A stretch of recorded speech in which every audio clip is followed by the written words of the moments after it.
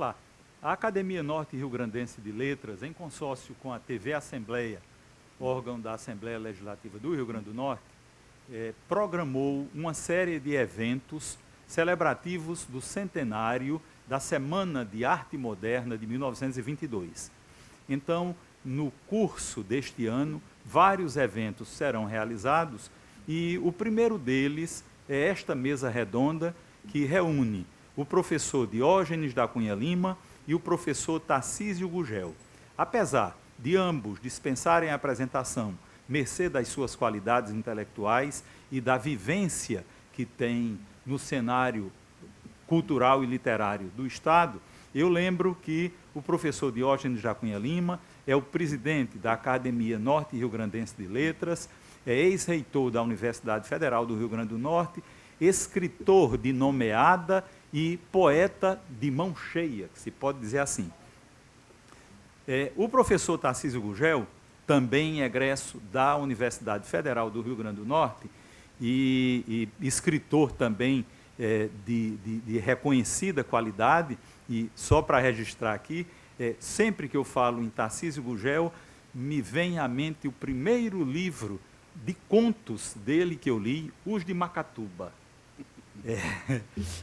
Então, essas pessoas estão aqui reunidas para conversar com a plateia, vamos assim, que é atingida por esta televisão, acerca da importância do fato histórico Semana de Arte Moderna de fevereiro de 1922, ao ensejo do centenário deste evento.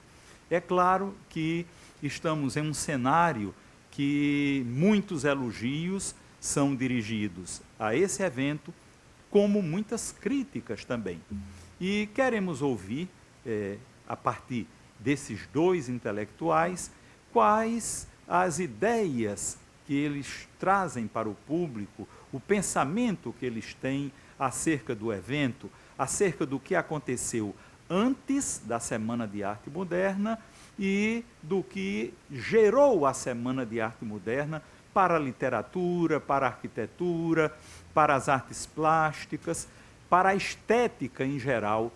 Vejam que, recentemente, eu tive acesso a um livro que fala sobre a moda advinda do movimento modernista, de como se vestia Oswald de Andrade e Tarsila do Amaral. Quer dizer, o leque é enorme e nós temos nesta tarde duas pessoas qualificadíssimas para conversar conosco a propósito desse tema. Então, inicialmente, vamos ouvir o professor Diógenes da Cunha Lima a propósito do que ele tem a nos dizer acerca de modernismo e de Semana de Arte Moderna. Eu quero primeiro manifestar a minha alegria, a minha honra de estar ao lado do acadêmico, juiz, escritor, fantástica pessoa humana, de Ivan Lira, da nossa academia, e ao lado também do professor Tarcísio Gugel, que, uma coisa bem simples, como se está tratando de uma solenidade acadêmica, eu diria que ele honraria qualquer academia do mundo, inclusive a brasileira de letras. É o senhor escritor, o professor do tema maior, que é a nossa literatura, um homem voltado para a promoção cultural, dirigente, e durante muito tempo, do programa Memória Viva da TV Universitária, que é um repositório fantástico do nosso Estado. Então, muita honra. E aqui, meu caro jornalista Jefferson de Castro, eu estou contente porque o professor Luiz Eduardo, professor Couquinho, como seus alunos com ternura chamam, promoveu e imaginou este tipo que se prolonga pelo ano, esse tipo de palestra e de conferência. Quero situar a minha fala, que é curta, numa presença forte do Rio Grande do Norte, na Semana e até antes da semana. Começa com o fundador da academia, Luiz da Câmara Cascudo, que já tenha, antes da semana, uma visão extraordinária da coisa da terra, do valor da terra, do centro do saber brasileiro, e que já escrevia indiretamente sobre o tema. Depois, ele se correspondeu e houve todo um contato com Joaquim Nojosa, do Recife, mostrando esta participação cascudiana. Os seus poemas são todos...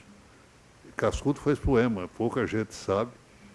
Dácio Galvão andou publicando o livro sobre o tema, já inclusive com canções que fizeram a partir dos seus poemas, todos eles de tendência de feição modernista. Cascudo também fez uma outra coisa notável. Mandou publicar o livro de poemas de Jorge Fernandes.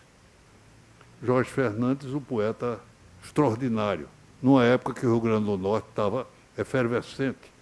A Semana de Arte pegou o Rio Grande do Norte efervescente em cultura, e este homem extraordinário. Foi a época que chegou a luz elétrica no Rio Grande do Norte. E ele começou dizendo, num poema, a luz elétrica do meu tempo vinha com a lua cheia. Esta figura humaníssima de Jorge Fernandes foi trabalhada a sua obra e repetido através do acadêmico também, da nossa academia, do escritor, jornalista, meu amigo querido, Veríssimo de Mello. Veríssimo demonstrou nas ligações do telurismo de Jorge Fernandes, junto com outro amigo dele, que era Ascenso Ferreira, mostrando a importância do Nordeste desta participação. Realmente uma coisa notável. Há um jovem que eu não tive contato, vivi muitos anos frequentando a casa de Câmara Cascudo para minha alegria e para minha honra. E para desasnar-me das coisas culturais, e notadamente do Rio Grande do Norte. Mas um que eu não conheci, mas sei que está havendo um trabalho interessante sobre ele, que é de Rejane Cardoso, esposa do acadêmico Vicente Cerejo, e que está estudando a figura de Herame Xavier. Um cartunista fantástico, um cara que trabalhou desde a Cigarra aqui a revistas nacionais como o Cruzeiro e a revista O Malho. Morreu cedo, mas deixou uma prova do seu talento, da sua participação. Talvez a figura mais singular, e agora está aparecendo o seu trabalho, seja Peregrino Júnior. Eu tive a oportunidade de conhecer, e ele até me ajudou, eu estava com um problema de vista, e ele ajudou, foi Genibaldo Barra que me levou, conversamos, batemos um papo, e eu fiquei encantado com a figura humana, extraordinário, saber, inteligência, vocação, e um homem voltado para a terra. O que é que ele fez sobre o modernismo? Além do trabalho sobre o modernismo que ele publicou, ele entrevistou 10 acadêmicos da Academia Brasileira de Letras sobre o movimento. E deu um choque total, porque a academia conservadora, antiquada na época, não podia entender aquele movimento. Coelho Neto era, na época, talvez, ou certamente, era um autor do meu pai. Meu pai sabia coisa até decorada dele. Era o mais lido no Brasil e na Academia Brasileira. Então, uma coisa curiosa é que ele, que era um homem vocacionado para o passado, tem uma primeira linguagem dizendo que é uma agitaçãozinha que está havendo, uma coisa sobre isso, diz a Peregrino Júnior. Curiosamente, os dois mudaram de lugar por conta de professor, de divergência com o professor. Saiu de Natal, Peregrino Júnior, para o Pará, porque não aceitou os professores. E ele saiu de São Paulo para o Recife para terminar, com ele, Neto, para terminar. Mas 10 autores fantásticos, entre os quais ressalto, por meu agrado e meu encanto, João Ribeiro e Medeiros de Albuquerque. 10 nomes fantásticos da academia e negativos. Uma consequência imediata. Liderado por Oswald de Andrade e outros, os modernistas acabaram com Coelho Neto. De ser o mais lido do Brasil, passou a ser um resto, um resíduo da literatura que ele frequentava. Peregrino Júnior foi um homem absolutamente notável, apaixonado pelas coisas da terra, apaixonado pelo Rio Grande do Norte. No seu discurso de posse na Academia Brasileira de Letras, ele diz que ele fala sobre o bairrismo, sobre o patriotismo, o regionalismo que leva à identidade nacional.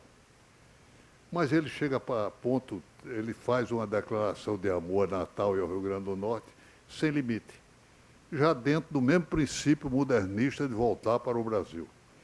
Ele diz que deixa passar as águas mansas da memória, a linguagem é essa, que é muito bonita a expressão, não? E ele relembra as figuras daqui, apesar da cidadezinha que era feinha na época que ele esteve aqui, que ele viveu a sua infância e adolescência. Ele diz, por exemplo, relembra as figuras dos santos, que não é só o padre João Maria, ele coloca como santo um benfeitor da cidade, Sinfrônio Barreto. Ele coloca ainda os heróis nossos, Padre Miguelinho, Camarão, o índio Camarão, e ainda os poetas. Ele começa a lembrar Ferreira Itajubá, que foi também um participante indireto deste movimento, que encantou Mário de Andrade. Além disso, ele citou Gotardo Neto, segundo Vanderlei, as figuras maiores que representavam a nossa terra, mas mostrando o encanto que Natal era, com as suas dunas brancas, com os coqueiros, que ele diz, embandeirados coqueiros, com a visão do seu chão e da sua terra. Por outro lado, há uma frase que foi Murilo Melo Filho que me contou, que eu me permito contar para vocês. Ele estava no Pará e um jornalista vai entrevistá-lo. E ele querendo voltar para o Rio Grande do Norte. Teve outras chances, terminou no Rio de Janeiro, com muita coisa lá. Mas o jornalista perguntou se era definitiva a presença dele em Belém do Pará. E ele respondeu, pensando em Natal, respondeu: o meu destino é ser peregrino. Eu acho que não podia ser nada melhor do que isso. Era um homem de bom humor. Murilo me contou também outra história, Murilo, da Academia Brasileira de Letras, também natalense, e que prestigiava a figura dele, entusiasmado com Peregrino Júnior. Uma segunda história também é boa, que mostrava o seu bom humor. O jornal Liberal do Pará dá a notícia de que ele havia tido uma queda do cavalo e estava hospitalizado. E um amigo vai visitá-lo. Diz: Peregrino, não sabia nem que você era de equitação, você andava com isso. Ele disse: não, rapaz, eu caí, foi da rede. Agora não tem charme. O charme é cair do cavalo. Era outra visão. Mas essas figuras humanas que participam criaram um movimento no Rio Grande do Norte. Se pensarmos bem, a exposição, muito depois, de Dilton Navarro, Dorian Gray, foi fruto desse movimento, foi de acreditar neste movimento, e a sua arte e a sua obra, que é magnífica, de Dilton Navarro, de Dorian Gray, refletem este movimento. Aproveito, porque nós estamos na crise da Ucrânia, para dizer que eu tive em Kiev. Me impressionou uma figura que é Nilton Navarro de lá. É o maior herói nacional, é Taras Shevchenko, que é nome da universidade principal da cidade e do país. E com estátua e tudo mais. E eu procurei saber, comprei um livro dele de poesia, muito bonita, que sei de memória ainda coisas que li da poesia dele em espanhol. Não tinha em português, comprei em espanhol, tudo bem. E procurei saber desse homem. Imagine que ele era, como Nilton Navarro, desenhista, pintor, poeta, ficcionista, orador, humanista. Menos a boemia de Nilton Navarro, o resto era igual, só que é o herói nacional de um país que está sendo massacrado por tentar existir sozinho. Mas voltando à nossa visão, ninguém pode imaginar quantos poetas, porque a terra de poetas está aqui, bons poetas excepcionais, sofreram a influência da Semana de Arte Moderna, que mudou o país.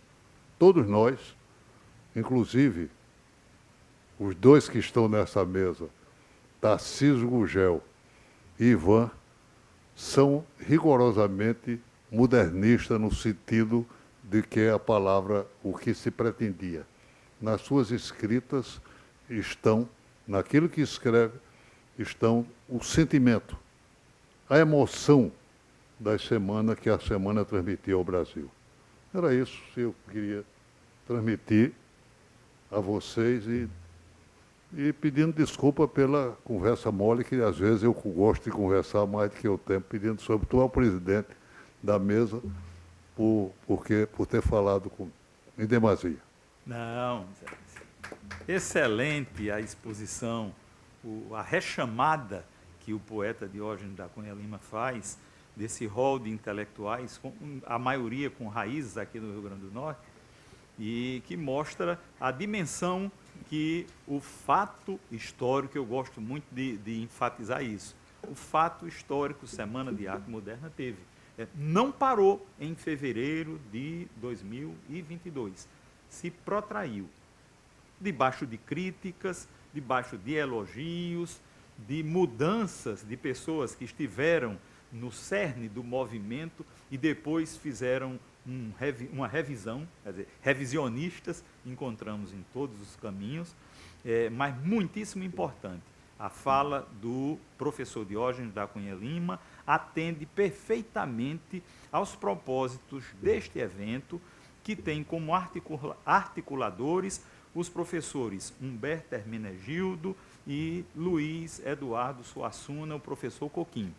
Então, vamos agora ouvir o que nos diz acerca de Semana de Arte Moderna, que está fazendo 100 anos, e modernismo. São duas coisas que se convergem e, em alguns pontos, se afastam. Mas o professor Tarcísio Gugel, que já foi apresentado aqui no início do nosso evento, tem muito a nos dizer sobre isso. E eu vou quedar-me aqui na minha posição de equilíbrio para ouvir as lições do professor Tarcísio. Muito obrigado, Ivan.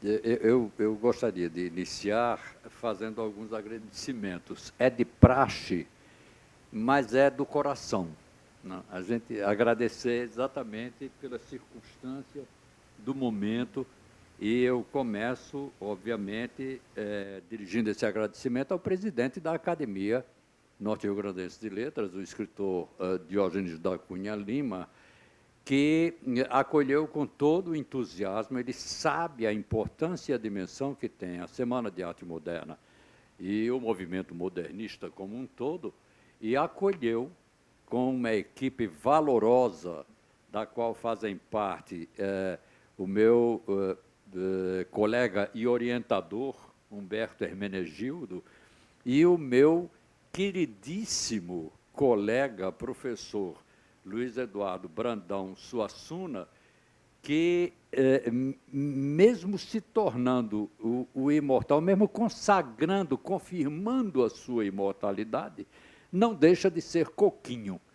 É certamente o único dos imortais brasileiros que tem um apelido tão carinhoso e é tratado dessa maneira, sem prejuízo do seu talento, da sua capacidade, da sua condição de intelectual e de homem importante na cultura aqui do Rio Grande do Norte. E, obviamente, eu dirijo um agradecimento especial também a Ivan Lira, que conduz esses trabalhos aqui com tanta elegância, e começo dizendo que tenho que confessar o meu espanto por poder constatar que, depois de 100 anos, decorridos 100 anos, a Semana de Arte Moderna e o movimento modernista continuam despertando paixões, continuam despertando discussões ricas, continuam, numa palavra, contribuindo para que esse país fique melhor, para que a inteligência nacional se confirme exatamente como resultado de um trabalho de pessoas igualmente inteligentes e com senso crítico. É espantoso que um movimento que tenha surgido na segunda década do século XX se mantenha vivo. E, com certeza, essa vivacidade da Semana de Arte Moderna e do movimento modernista decorrem do fato de que são frutos diretos. O presidente Diógenes, há pouco, mencionava exatamente o fato de que nós, outros escritores de hoje em dia, de alguma maneira devemos um tributo à Semana de Arte Moderna e ao modernismo, é verdade. Pois bem, o modernismo e a Semana de Arte Moderna, obviamente, devem também o seu tributo às vanguardas europeias, né? Marinetti, em 1909, lança o Manifesto Futurista. Em seguida, vêm os dadaístas, em seguida, vêm os cubistas. Todos eles, vejam, se pensamos cubismo, pensamos na figura de Pablo Picasso, que é exatamente o mais importante nome das artes plásticas universais. Pablo Picasso, que continua vivo exatamente através da sua obra instigante, da sua obra com essa característica provocativa, que é, em essência, o selo da Semana de Arte Moderna. Agora, também é curioso constatar que a Semana de Arte Moderna, e certamente em decorrência desse aspecto, é em si mesma um movimento extremamente controvertido, eu diria, porque é conduzido exatamente, né, com o apoio da elite paulista, né, através da figura importantíssima de Paulo Prado, que consegue exatamente o teatro municipal para que o evento, um evento demolidor, fosse realizado no cenário, no sacrário, talvez pudesse até dizer assim, da própria burguesia, e Paulo Prado dá esse apoio, como Dona Yolanda Guedes Penteado, que era uma mulher riquíssima da alta burguesia paulista, contribui com o seu apoio, com o seu carinho, com a sua admiração permanentemente manifestada pelo professor, para que Mário de Andrade também faça aquela sua primeira viagem para o norte do Brasil, quando começa a redescobrir o Brasil depois da Semana de Arte Moderna, na altura de 1928. Então, esse lado é muito curioso, porque a gente pode perfeitamente entender como é que essa coisa feita à base exatamente da vanguarda, do ímpeto, da emoção, aliada, obviamente, à inteligência dos seus condutores, e aí eu peço que leiam os nomes de Mário de Andrade e Oswald de Andrade, sobretudo, como é que essas pessoas, num determinado momento, eu até me arriscaria a dizer que mais pela influência também muito instigante de Oswald de Andrade, elas jogam no lixo, na lata do lixo da história, a melhor produção literária brasileira de então. O presidente Diógenes da Cunha Lima já se referiu a isso quando comentou a respeito de Coelho Neto, que podia ter talvez lá os seus exageros estilísticos, talvez passar um pouco do ponto, mas era, sem sombra de dúvidas, um escritor de importância. E basta também pensar nos parnasianos e nos simbolistas, que foram poetas, no caso brasileiro, se a gente mencionar alguns nomes, como os de Olavo Bilac, de Raimundo Corrêa, de Alberto de Oliveira, de Cruz e Souza, e até, se a gente quiser incluir um pouco da contribuição do nosso magistral vizinho paraibano Augusto dos Anjos a esse último movimento, ao simbolismo, que já estava, obviamente, passando no Brasil, a época da grande movimentação, a gente pode ver que esse movimento, que agora se pretende, de alguma maneira, recolocar, né, numa reavaliação crítica, e essa contribuição de Peregrino Júnior certamente será importante no contexto dos estudos que se façam a respeito desse problema, vão dar certamente a devida dimensão do quanto é importante se considerar esse lado discutível, porque controverso e porque provocativo da Semana de Arte Moderna. Agora, teria havido a Semana de Arte Moderna com tamanha repercussão se não fossem os modernistas de então instigantes, provocativos, né? Aquela coisa toda de transformar o palco sagrado, sacrossanto da burguesia paulista, o teatro onde se apresentavam óperas e se apresentavam espetáculos líricos de extraordinária importância e absolutamente à margem do que ocorria.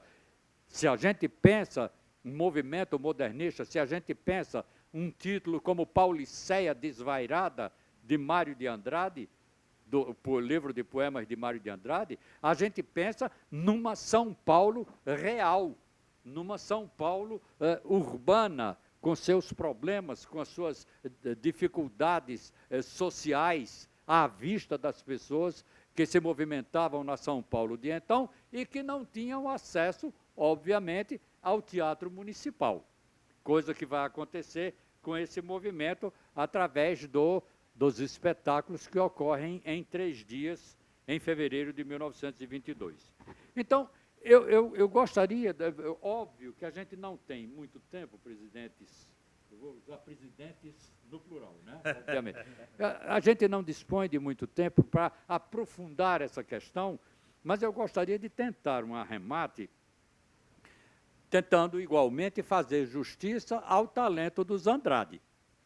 Né? É muito pouco provável que se tivesse uma Semana de Arte Moderna com tamanha repercussão e, consequentemente, o movimento modernista com os seus desdobramentos, a revista, o movimento antropofágico, o verde-amarelismo, as figuras também de poetas talentosíssimos, mais à direita, de Cassiano Ricardo e outros poetas dessa dimensão, mas sem os Andrade seria muito difícil que a semana tivesse essa repercussão. E por uma simples razão, porque enquanto Oswald era a figura, a própria imagem da efervescência, um homem vulcânico, um homem tão complicado no seu talento extraordinário, na sua força especulativa, que consegue até afastar de si mesmo a grande figura de Mário de Andrade, por algumas insinuações a respeito da opção sexual de Mário, e, no entanto, é Oswald de Andrade que até irresponsavelmente joga fora toda a sua fortuna para não perder de vista a possibilidade de se abeberar das novidades europeias e para fazer essa sua agitação paulista permanente. Então, Oswald de Andrade é essa figura. Ivan mencionou há pouco uma coisa muito curiosa, quando fez a apresentação, ao dizer que Oswald de Andrade tinha um modo de vestir que chamava a atenção, e Tarsila também. Sim, é verdade isso.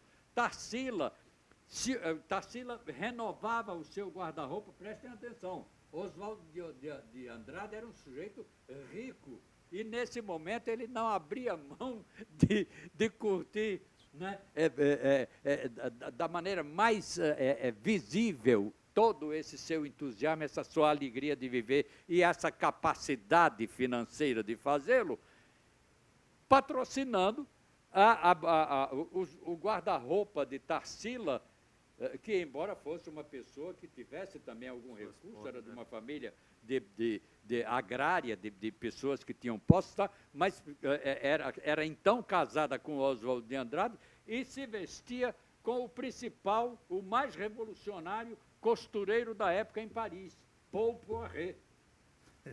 O homem que decretou que o sutiã tinha que ser deixado de lado. O homem que decretou que as mulheres tinham que vestir o que hoje as mulheres chamam de tubinho. Não tem tubinho? A coisa de um vestido que descia sem necessidade de espartilho. Ele decretou a morte do espartilho, Paul Poiret. Então, é esse contexto, né, onde estão todas essas personagens, mas a personagem mais curiosa e importante desse contexto, sinto que Diógenes vai ficar feliz com essa menção que eu vou fazer, é a de Mário de Andrade. Por quê? Porque enquanto Oswald de Andrade descobre o Brasil fora do Brasil, ele diz isso, inclusive, no livro dele, Pau-Brasil, no apartamento da Rua de Clichy, não sei o que e tal, embasbacado, eu descobri o Brasil, não sei o quê. Então, está lá no livro dele, no livro de poemas Pau-Brasil. Mário de Andrade descobre o Brasil no Brasil. Mário de Andrade, de repente, esse é o traço talvez mais importante do romantismo e que se enfatiza muito pouco. O romantismo, enquanto estética, vai se firmar definitivamente, creio que o nosso presidente também há de concordar comigo, em 1930, com o lançamento de 3 livros. Um de Murilo Mendes, um de Carlos Drummond de Andrade, outro de Manuel Bandeira, que já vinha com fama de modernista desde antes, mas a poesia mais consolidada, mais bem acabada, mais elaborada, do ponto de vista dessa concepção modernista, se afirma aí, nessa ocasião. Os livros, respectivamente, são poemas de Murilo Mendes, alguma poesia de Carlos Drummond de Andrade e Libertinagem, de Manuel Bandeira. Então, vejam, Mário, eu falei dessa importância estética que vai se consolidar em 1930. Pois, antes disso, 1928, 1929, a importância propriamente cultural, o fato de o intelectual descobrir, bem, eu reivindiquei até agora uma fala brasileira, eu reivindiquei até agora motivos brasileiros, eu fiz da piada poesia, compreende? Isso aí vai se dar com Mário, nessa descoberta do Brasil no Brasil. Mário faz a primeira viagem ao norte, até a Amazônia, ao Peru, não sei onde, até onde der, naquele dia, até Iquitos e tal, com dona Yolanda Guedes Penteado, uma filha de Tarsila e uma sobrinha de dona Olívia Guedes Penteado, é a pequena excursão que vai até lá, e na sequência, aí vai entrar o nosso grande Luiz da Câmara Cascudo. Na sequência, ele começa a projetar sob provocação de Cascudo, hein? Atenção, sob provocação de Cascudo. Não tenho nenhum elemento até agora que comprove que Mário de Andrade já estava disposto a vir pesquisar no Nordeste depois da viagem lá. É bem verdade que ele tinha esse tipo de preocupação, sim, tanto que ele e os demais modernistas já haviam ido até Minas, numa Semana Santa, para ver todo o barroco, toda aquela coisa e tal. Mas é nessa ocasião, 1924, que começa um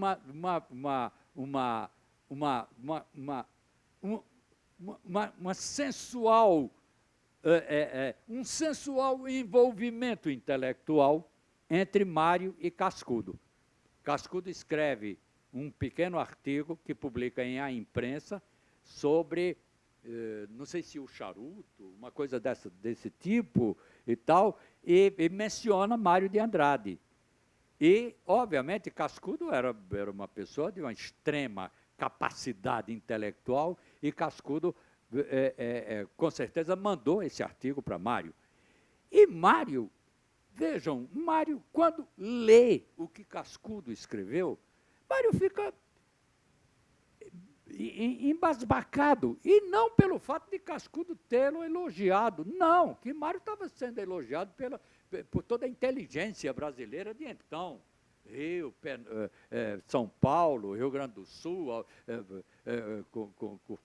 com outros escritores gaúchos, como Augusto Meyer e outros, já sabiam da existência e da importância de Mário. Mas quando Mário lê o artigo de Cascudo, fica bestificado, porque ali está um escritor maravilhoso, ali está um escritor moderno, e ali está, sobretudo, um homem que, sendo nascido numa cidadezinha pequenina ainda, chamada Natal, tem a antena ligada, né, um radar propriamente, né, captando tudo, e vai mostrando a importância, né, da cultura brasileira. Esse despertar ocorre quase concomitantemente. Mário, então, escreve a Cascudo e começa uma longa correspondência, né? Tenho quase certeza de que o presidente Diógenes trabalhou para que o material, as cartas de Mário fossem disponibilizadas para que Veríssimo de Melo as organizasse e publicasse num livro, e desde então fica-se sabendo que desse diálogo maravilhoso resultaria grandes coisas para o modernismo, aí já espraiado para o resto do Brasil, mercê de atividade de escritores como Oswaldo de Cascudo e Joaquim Hinojosa, mas, sobretudo, no caso do Rio Grande do Norte, pela figura já mencionada por Diógenes da Cunha Lima, de Jorge Fernandes. Muito bem. Essa importância é realmente extraordinária. Professor Então, Tarcísio.